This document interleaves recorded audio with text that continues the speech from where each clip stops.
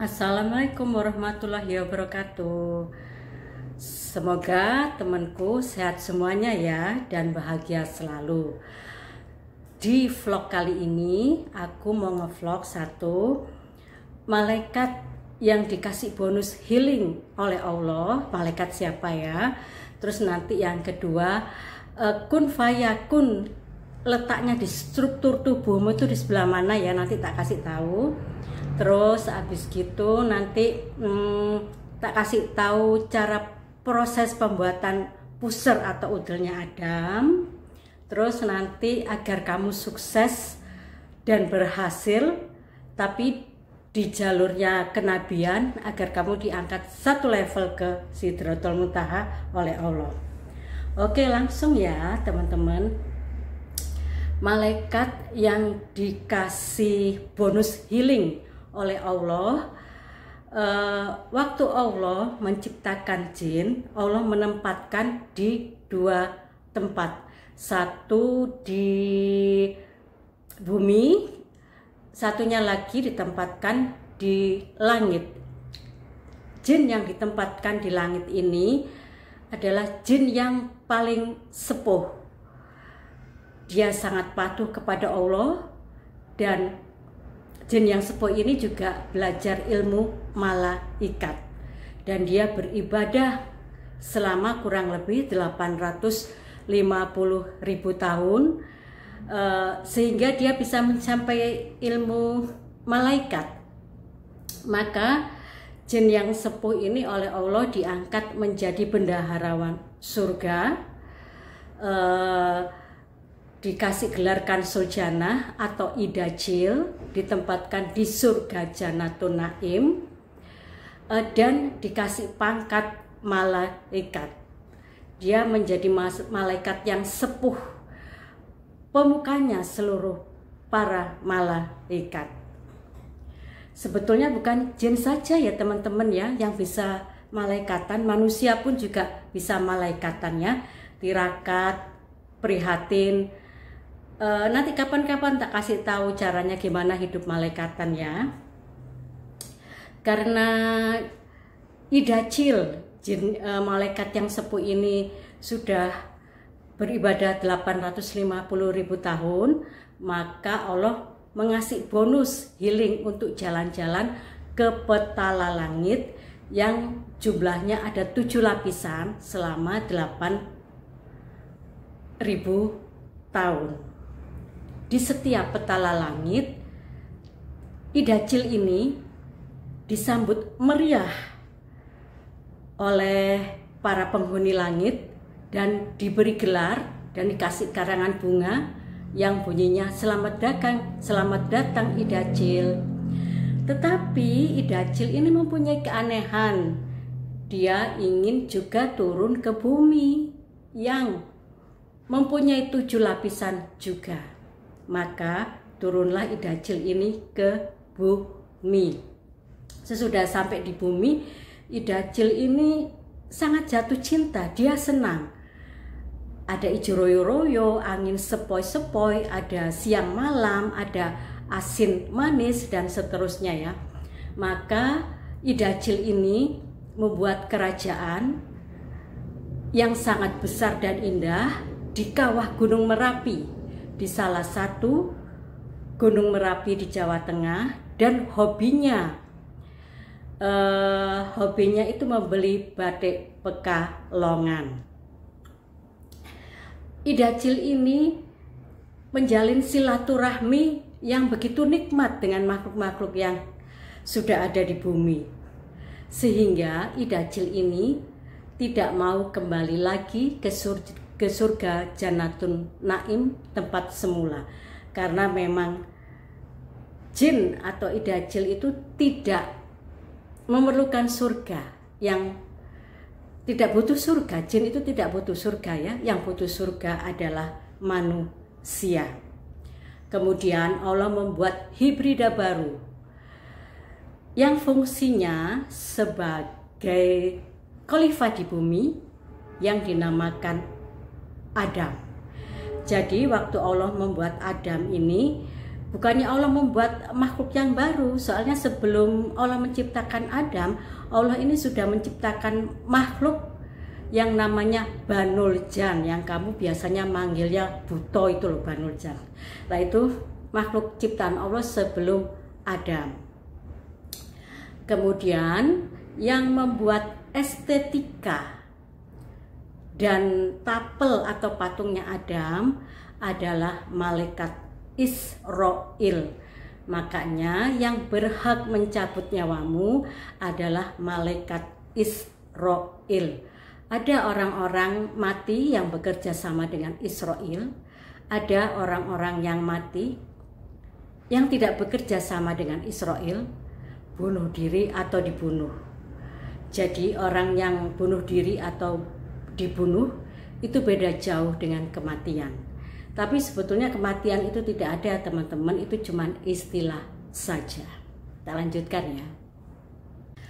Kemudian Allah meniup roh pada diri Adam, di akhlaknya, di kolbunya, di perutnya, dan di gentalonya. Letak kun fayakun pada struktur manusia atau pada struktur Adam, kun itu letaknya di kolbu, perut, dan gentalo. Sedangkan fayakun letaknya di akhlaknya. Kun fayakun, jadi maka berlangsunglah. Itu loh artinya kun fayakun ya teman-teman. Yang sering kamu dengar adalah jadi maka terjadilah. Itu artinya kun fakana. Beda ya. Jadi arti kun fayakun adalah jadi maka berlangsunglah. Kalau kolbumu bekerja sama dengan perut dan gentalo, maka hidupmu akan hancur, karena perut dan gentalo lambang api. Kalau kolbumu bekerja sama dengan akhlakmu, maka hidupmu akan tentram. Planet-planet, galaksi-galaksi itu letaknya di akhlakmu, dia pedangnya. Alam semesta, alam jagat raya letaknya di kolbumu. Islam itu cuman tauhid, ngawiji, menjadi satu, menyatu. Innalillahi wa inna ilaihi rajiun. Kita milik Allah dan kita akan kembali menjadi milik Allah. Hidup ini cuma innalillahi wa inna ilaihi, nggak ada lagi. Jadi nanti yang ngawiji, yang tauhid antara kamu dan Allah adalah kolbumu. Karena itu kolbu adalah kerisnya. Tak lanjutin ya. Kemudian Adam ini disunat oleh malaikat Jibril. Kalau laki-laki gentalonya disunat, itu kan ada daging turah ya. Lah daging turahnya ini ditempelkan di perutnya Adam, jadilah udel atau pusernya Adam. Kemudian Allah mendandani Adam. Adam ini dikasih mahkota dan dikasih jubah yang panjangnya 400 meter ke belakang dengan pernak-pernik intan dan berlian. Jadi Nabi yang paling ganteng adalah Nabi Adam. Soalnya Allah sendiri yang mendandani Adam.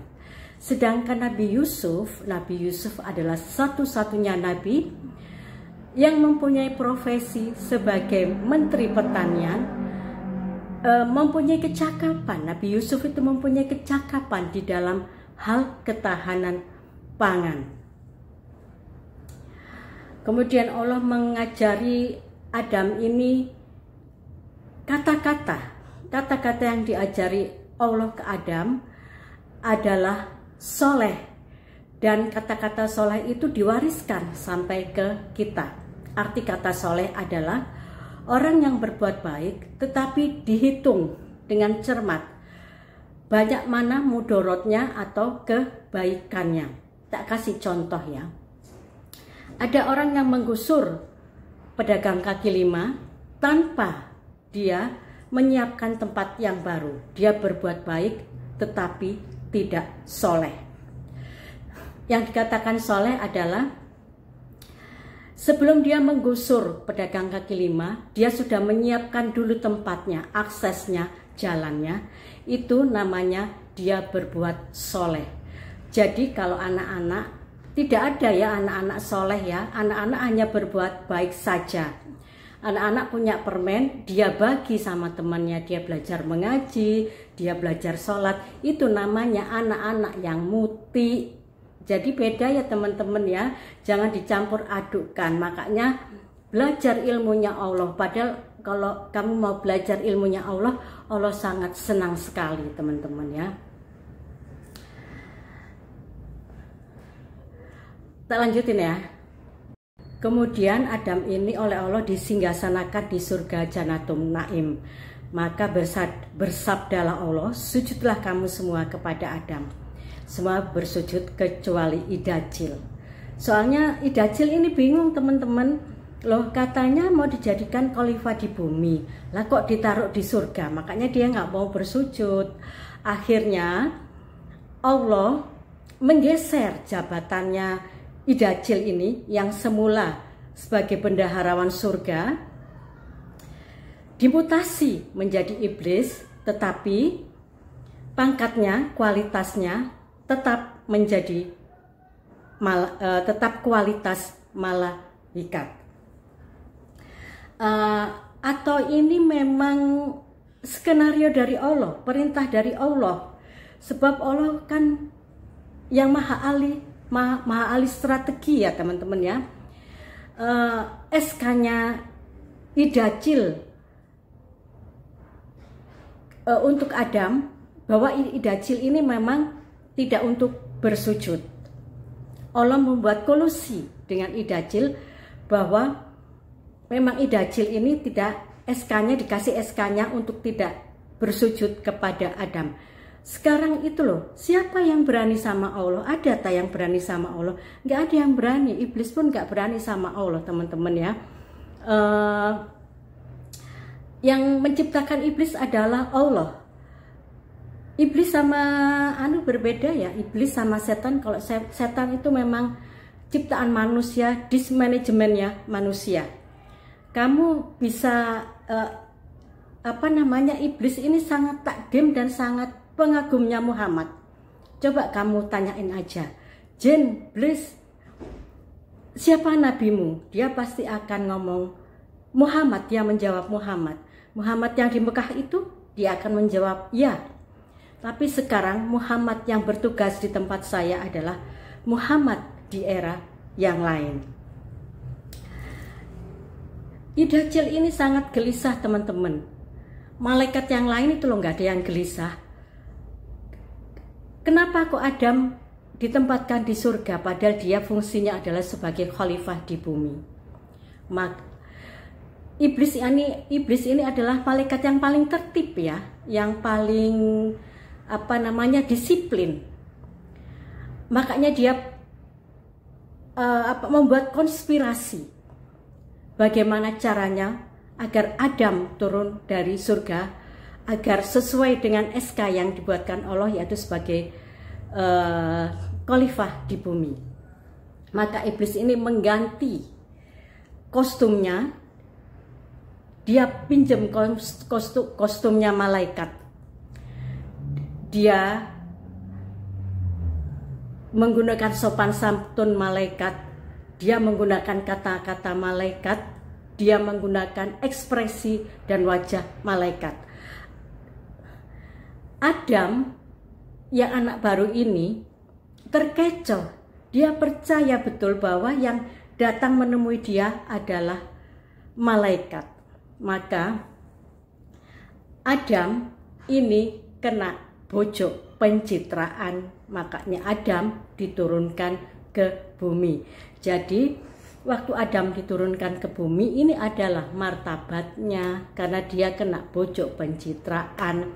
yang semula martabat langit, martabat kenyataan yang sebenarnya, diturunkan menjadi martabat bumi, yaitu martabat keterbatasan.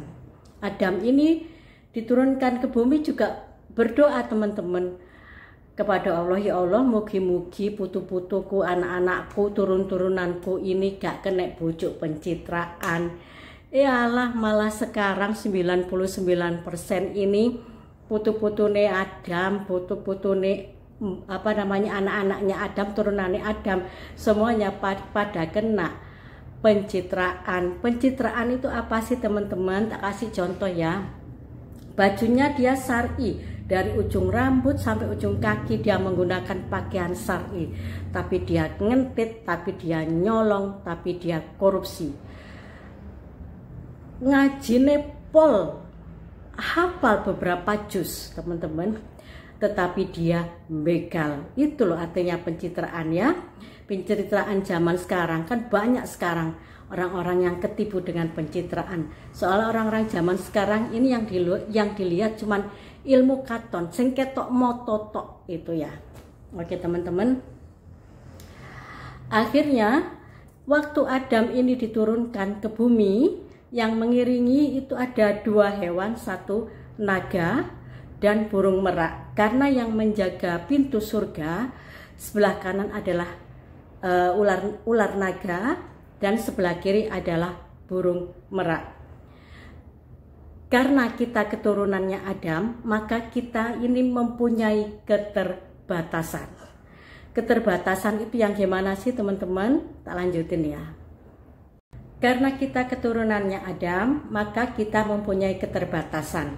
Tak kasih contoh keterbatasan ya. Mata kita ini hanya bisa melihat lurus saja, tidak bisa melihat belok. Kalau mata kita ini bisa melihat belok, maka hancur peradaban. Kita sebagai manusia ini tidak tahu sedetik apa yang akan terjadi kepada kita. Kita ini tidak akan tahu ya teman-teman ya.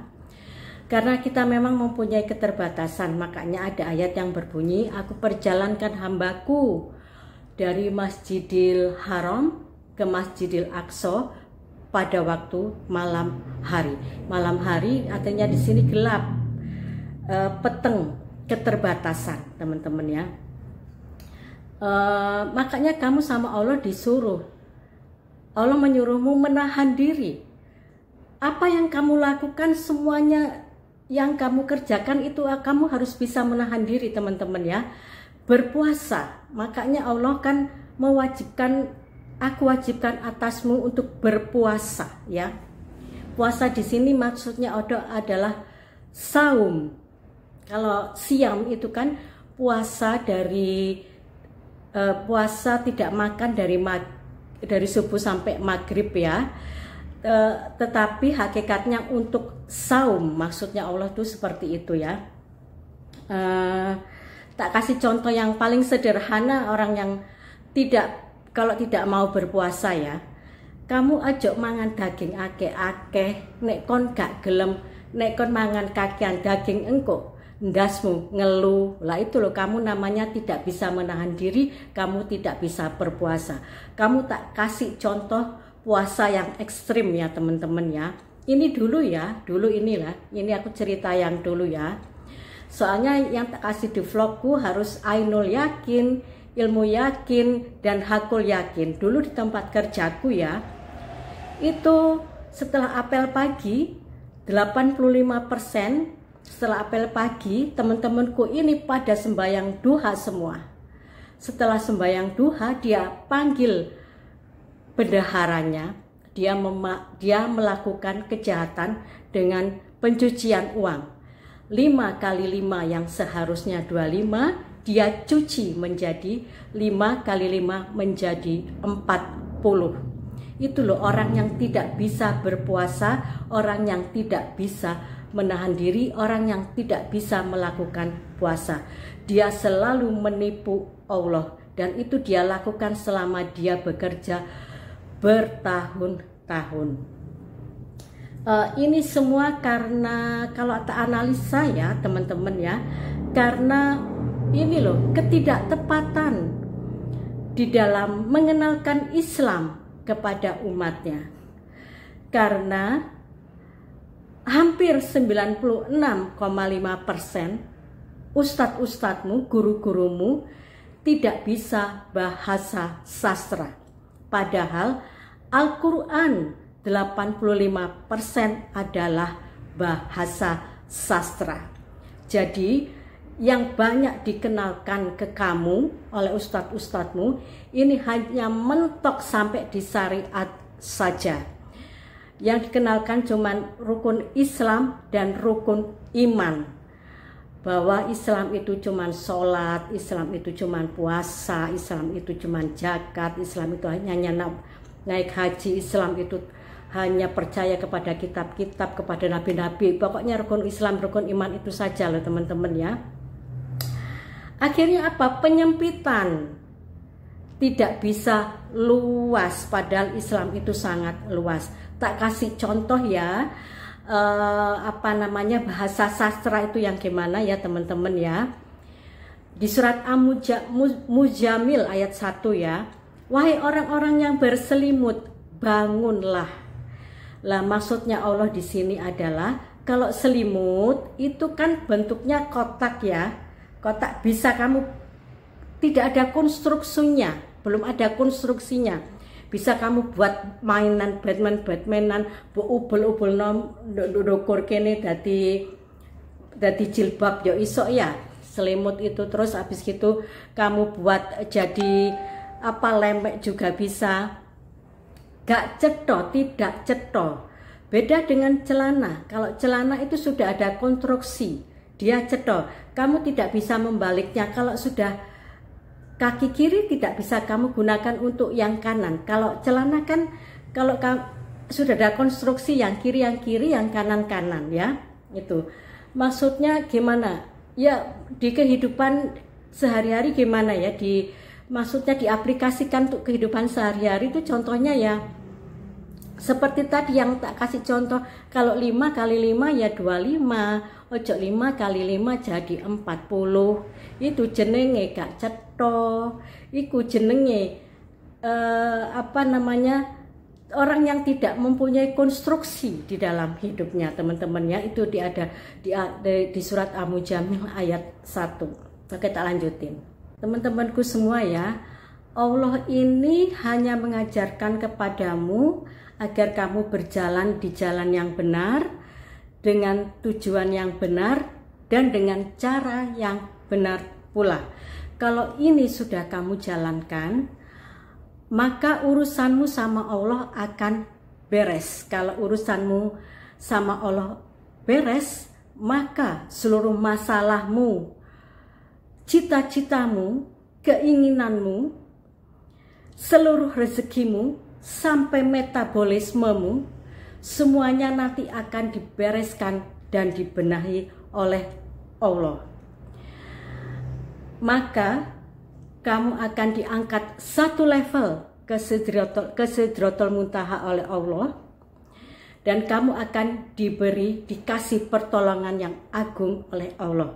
Itu ada di surat Al-Fat ayat 3. Kamu tak kasih ini ya teman-teman ya, contoh di kehidupan sehari-hari di surat Al-Fat ayat 3 ini ya. Setiap manusia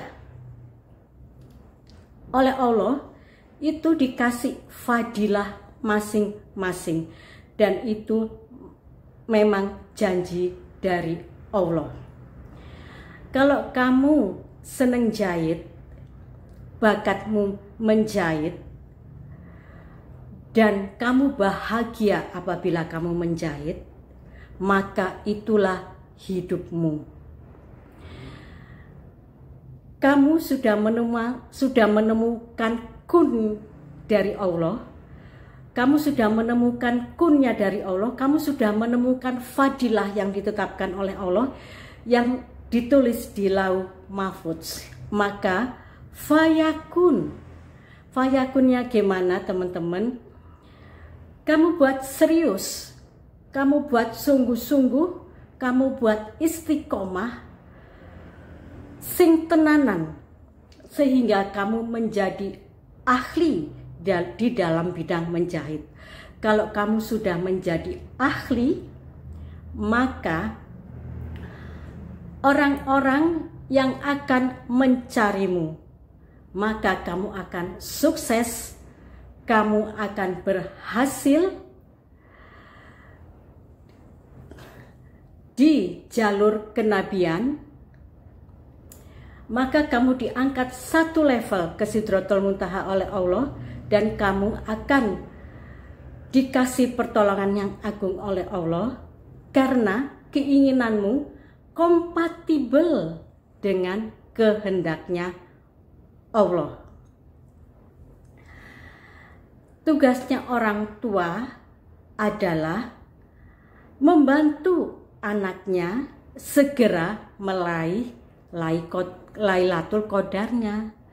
Tapi orang tua zaman sekarang malah mengenggokkannya yang sudah ditulis oleh Allah di Lauh Mahfuz ini. Sama orang tua zaman sekarang ini dienggokno, yang anaknya ini bahagia bakat kalau menjahit, sama orang tuanya ojo jahit, kon kudu jadi dosen, kamu harus jadi rektor. Dipaksa sama orang tuanya. Akhirnya apa?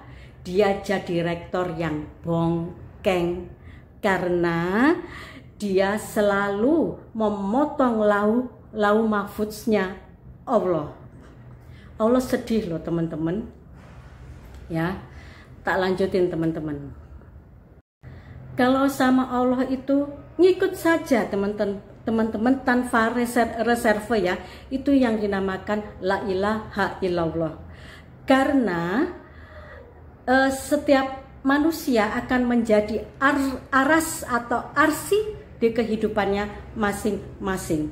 Setiap manusia tidak bisa menghasilkan atau mencipta sesuatu, menghasilkan sesuatu.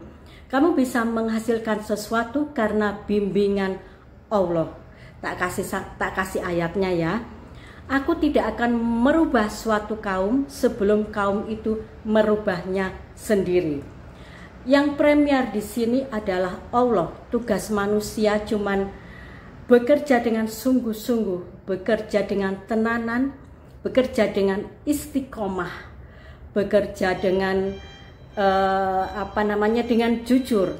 Nanti yang membuat berhasil adalah Allah sendiri. Oke, terima kasih ya teman-teman. Assalamualaikum warahmatullahi wabarakatuh.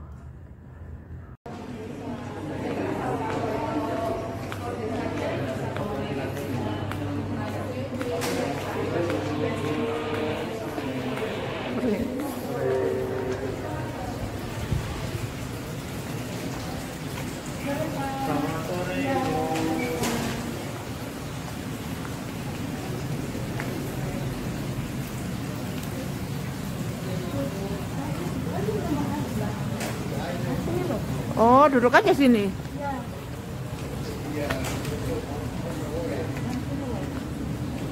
Oh, ini tuh restorannya Stupa itu ini loh, Mbak. Ini kiri tuh Stupa, Mbak. Stupa restoran.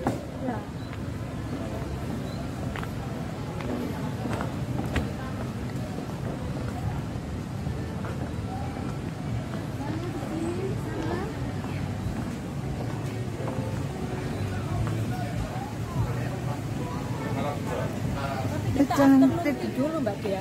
Iya. Ya, baru nanti kesini pesen ya.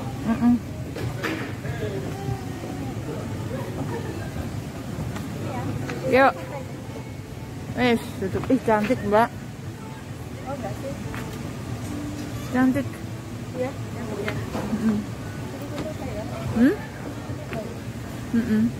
Udah. Thank you. Yuk. Sekarang kita di Pelataran ya. Hotel Bintang 5 di Borobudur, daerah Magelang. Magelang ya. Dulu. Welcome drink. Itu isinya jahe sama serai. Ini ya. Rasa serai. Ini lobby ya Pak.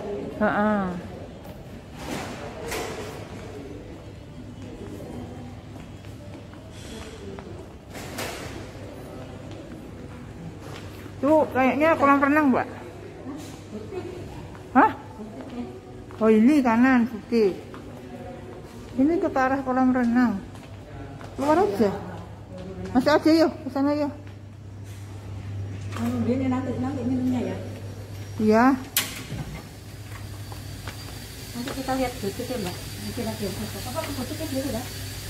Boleh, ini masih di syuting. Hah? Butiknya panas tuh anu.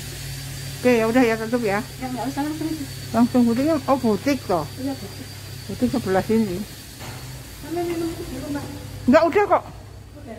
Udah.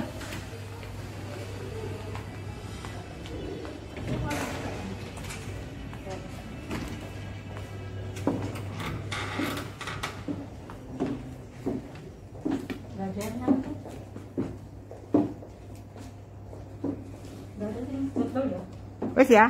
Belum. Ini Lihat sini Pak. siang, Mbak. Iya, ini sambil ngevlog. Bagaimana? Ada daster.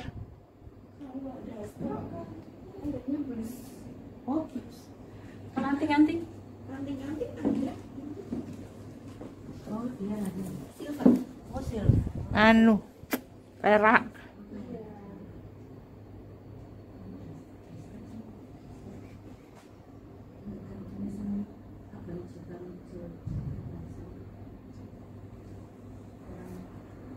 Vlog pertama. Ya, kasih ya. Kalau daster seperti ini. Itu terus Mbak, bukan untuk. Tapi sini apa Mbak? Tapi ininya anu banget ya. Mengelower.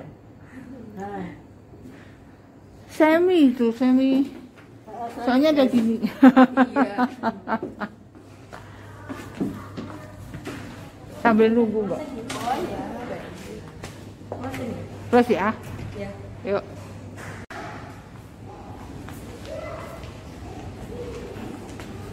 Kamar.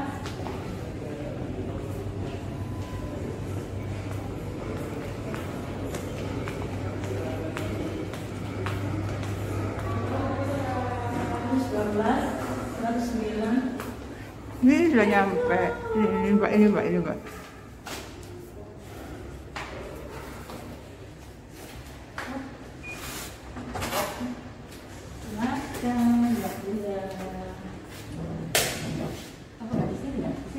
Iya. Sekalian masuk. Mumpung nggak ada. Sorry. Masih masuk toh? Pesan saya Mbak. Oh, gitu. Terus. Masuk aja Mbak, masuk. Dulu ya. Ini wangi sih kalau hotel bintang 5 itu wangi bersih, menyenangkan ininya. Adu-adunya dia juga putih. Terus tetap dikasih itu Mbak dia. Ininya juga bagus loh ya. Iya, dan ini ya. Ini kan kelihatan, tapi ketika ditutup coba ya. Tutup ya. Terus gimana udah kan aja loh. Wis apa? Enggak apa-apa. Seorang ini. Enggak, ini kan kelihatan. Oh, ada tutupnya itu sih. Iya, ada tutupnya dia. Tapi yang jelas wangi sih, seneng ya wangi. Ini apa ya? Appetizer ya. Dilma terus. Nah, ininya beda ya. Tempat air minumnya beda, nggak tahu boleh dibawa pulang atau enggak tahu. Boleh mestinya. Boleh, ya? Ini kamar premium. Premium. Oh, anunya Mbak, apa jenengnya? Oh, ini Ini bar. Iya. Ini barnya. Ini barnya bisa diambil tapi bayar. Equil. Ya, sama buah apa itu? Oh, sandalnya bagus tuh. Sandalnya bagus ya. Oh iya, putih tuh. Sampahnya juga cantik. Sampah dilihatin. Oke. Tuh. Angin lewat dia. Makanya. Bisa sih susah gini. Udah masuk aja Mbak. Sampai keluar aja deh. Ya. Ini soalnya kita di lantai 1 ya. Iya, nggak dapat view. Iya, di lantai 1. Kalau lantai 5 bagus. Iya, di lantai 5 bagus ya. Karena langsung lihat menoreh, Bukit Menoreh. Iya. Karena di lantai 1 jadi lihatnya taman. Tapi wangi banget, wanginya tuh enak. Wanginya wangi tradisional. Nggak tahu kok wanginya bikin bisa wangi. Nanti dilihat, dicari. Enak, baunya enak gitu loh ya Mbak Dia ya. Pasti ada. Dah. Oke. Yuk. Yuk. Sekarang kolam renang ya.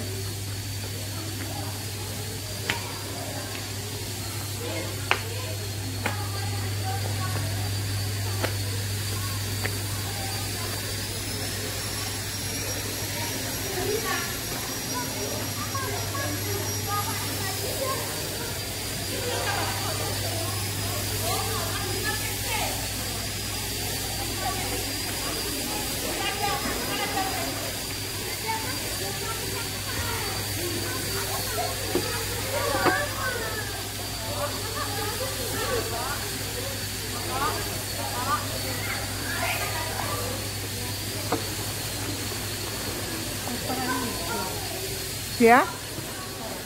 Hah? Udah? Ke restoran tah? Ini restoran. Ini restoran apa namanya? Menoreh.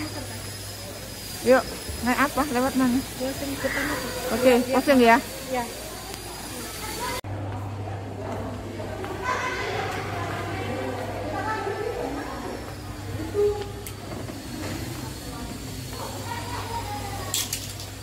Satu sikat. Dek, tak cut dulu ya. Ini hotel Pelataran Heritage yang berada di dekat Borobudur. Jadi ini lokasinya di daerah Borobudur, Magelang. Ini pemandangannya bagus banget. Ada sawah, latar belakangnya gunung. Nah ini Mbak Menuk lagi jalan masuk ke hotel. Lewat ini Mbak Dia. Ini iya mobil, enggak kok. Tuh pemandangannya bagus. Tuh Masuk. udah, Kira Mbak. nggak apa-apa. Wes yuk, masuk.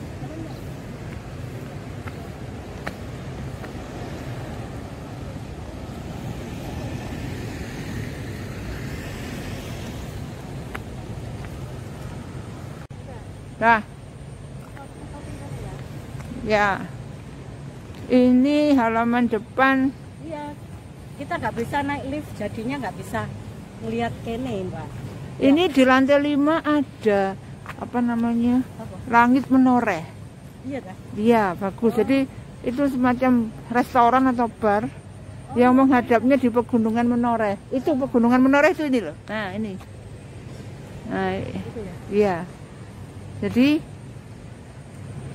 kalau Nggak di ada lupa lift. ini bagus loh. Ini halaman depannya. Ini yang hotel ya. Ya, hotel. Bukan resort, ini hotel. Jadi Aku ganti sandal dulu plus ya. oke. Ada es krim ya, es krim. Es krim apa ya?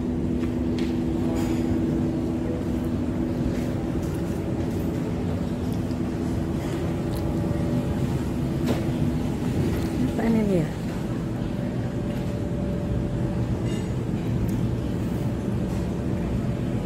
Oh, kalau pendem jagung.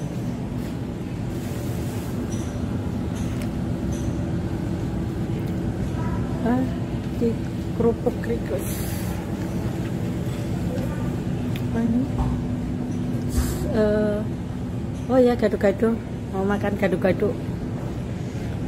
Nih.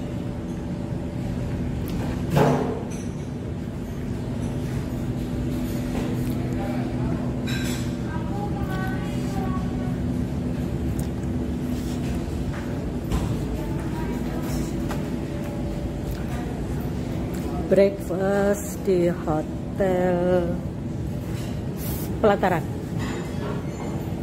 Nggih, Mas. Nyote nggih. Nuwun sewu. Ya.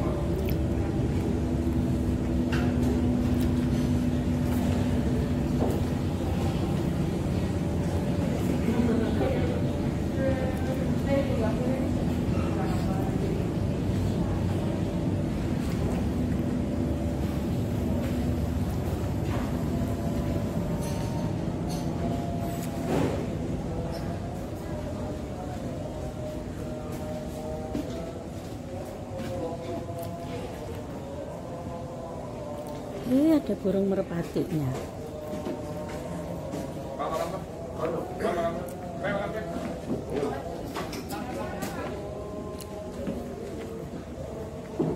Breakfast by Pelataran.